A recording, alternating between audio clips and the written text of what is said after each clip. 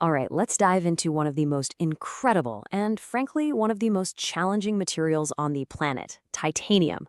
It is a true supermetal, really the backbone of a lot of future innovation. But as you're about to see, taming it, well, that requires a whole different level of engineering. So right off the bat, here's the headline for titanium. It's as strong as steel, but at only about half the weight. I mean, that incredible strength-to-weight ratio is exactly why engineers are absolutely obsessed with it. It's a total game changer for building things that are lighter, stronger, and way more efficient. But the list of goodies doesn't stop there. It's also amazingly resistant to rust and chemicals, and it's recyclable. That's why you find it in the most demanding jobs you can think of. We're talking jet engines, spacecraft, surgical implants, even Formula One cars. It's pretty much the definition of a super material. Okay, so it all sounds perfect, doesn't it? A miracle metal that can do literally anything. But if that was the whole story, we'd see it everywhere. So you gotta ask yourself, what's the catch? Why isn't your car or your bike made of titanium? And here's your answer. For all of its amazing properties, titanium is just incredibly difficult to work with, to cut and shape. The very things that make it so strong also make it an absolute nightmare for machinists. Turning a solid block of it into a complex part, that is a massive, massive engineering challenge. This whole challenge really boils down to what you could call the terrible trio, three huge problems that just pop up the second you try to cut into titanium. If you want to master this material, you have to conquer all three. Now, the first problem is kind of counterintuitive. For all its strength, titanium is surprisingly flexible. It just doesn't have the same stiffness as steel. So when you try to push on it with a cutting tool, it tends to bend and vibrate, what machinists call chatter. And that little chatter is the root cause of our next two big problems. Yeah, that chatter leads directly to this thing called work hardening. Just imagine rubbing a spot on the metal over and over again. All that friction and pressure actually makes the titanium even harder right there where you're trying to cut. It's like it's fighting back against the tool in real time. So here's the takeaway. Because it flexes, you need an unbelievably rigid setup to hold it still.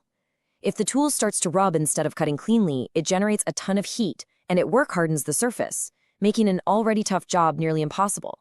It becomes this really vicious cycle. Let's talk about the second member of our trio, heat.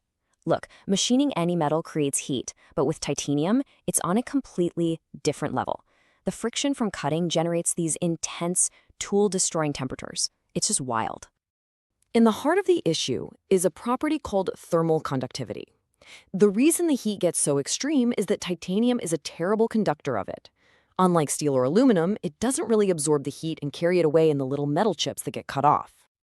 So, what does that mean? Well, since the heat can't escape into the part or the chips, it has only one place left to go, straight into the cutting tool. This can heat the tip of that tool to over 1,000 degrees. It will wear out, deform, or even just melt with shocking speed. And that brings us to our third and final problem, galling. As if the intense heat and the work hardening weren't enough, titanium also has this tendency to get incredibly sticky when it gets hot. The technical term for it is galling, but it's easier to think of it like this. Under all that intense pressure and heat from cutting, the titanium becomes almost gummy.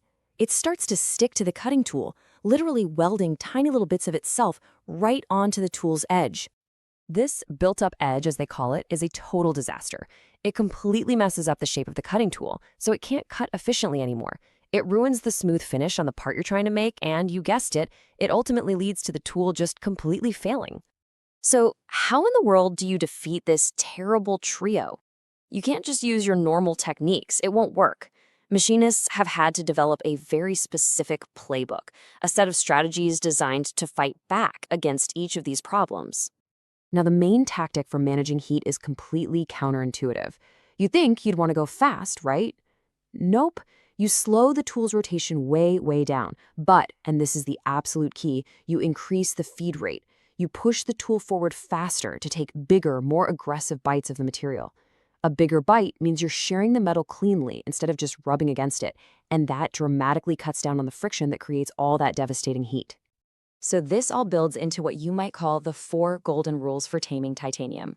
First, blast it with high-pressure coolant. This fights the heat directly, and it also helps blow away those sticky chips that cause galling. Second, like we just said, keep your speeds down and your feeds up. This makes sure you're always cutting, not rubbing. Third, you have to keep the tool moving. If it stops or even hesitates while it's touching the part, it starts to rub, and you're right back to that work hardening problem. And finally, rule 4, be rigid. Use the stiffest machine, the stiffest clamps you possibly can to fight that flexing and chatter we talked about at the very beginning. You know, this quote really sums it up perfectly. Every single part of the strategy is designed to directly fight one of the terrible trio. You're not just cutting metal here. You are actively managing physics to stop galling, heat, and work hardening before they can even start. But, you know, technique is only half the battle. The other half comes from pure material science. It's about creating cutting tools that are just as advanced as the titanium they're designed to cut. Yeah, you can't just use a standard steel tool on this stuff. Modern cutting tools for titanium are made of specialized carbide, and then they're coated with these incredibly thin yet incredibly hard layers of advanced ceramic materials. These coatings, they're the tool's armor. So what do these coatings actually do? Well, first, they act as a thermal barrier, protecting the tool itself from that insane heat. Second, the increased lubricity, which is just a fancy way of saying they make the surface super slippery. This stops that gummy titanium from sticking, which totally defeats galling and helps the chips just fly away cleanly. A really common one is called AlTiN, or aluminum titanium nitride, which has this amazing property of actually getting harder as it gets hotter. How cool is that? And this really brings us to the big picture. Why all this matters is simple. Our ability to create the next generation of aircraft, medical devices, and high-performance machines is directly tied to our ability to master tough materials, like titanium. Taming these challenges is literally what pushes innovation forward. It just goes to show you that progress isn't only about big ideas, it's also about solving these really tough hands-on manufacturing problems. And it leaves us with a really exciting question. As we get even better at taming these incredible supermaterials, what amazing things are we going to be able to build next?